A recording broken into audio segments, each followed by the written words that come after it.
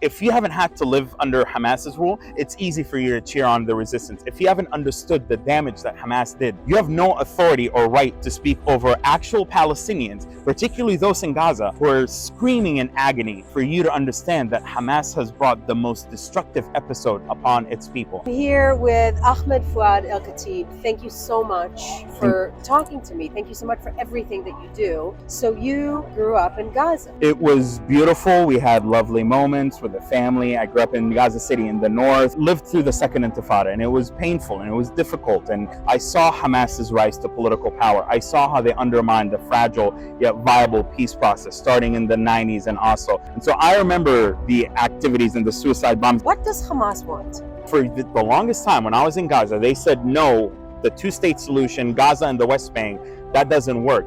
We need all of Palestine, and only through armed resistance will we actually get to a place where we can have all of Palestine. As a Palestinian who grew up in Gaza but chose to move to the United States, how does that make you feel when you see these pro-Hamas protests on college campuses in America? The dehumanization of Israeli victims of October 7th, the celebration of taking women and children as hostages, I thought that was horrendous and that was harmful to the Palestinian people, and that invited dehumanization of the Palestinian people. Hamas is not representative of the Palestinian people who want to live in justice and peace, and there's more to being pro-Palestine than simply being anti-Israel. So if you really care about the Palestinian people or the Israeli people or Jews or peace, go and educate yourself. Don't demonstrate and protest against Israel. Demand to free the hostages, to end the war, to demilitarize Hamas. I think that's a big part of it. Absolutely, we need to push for a ceasefire right now. The suffering in Gaza is horrendous, and I encourage all who are demonstrating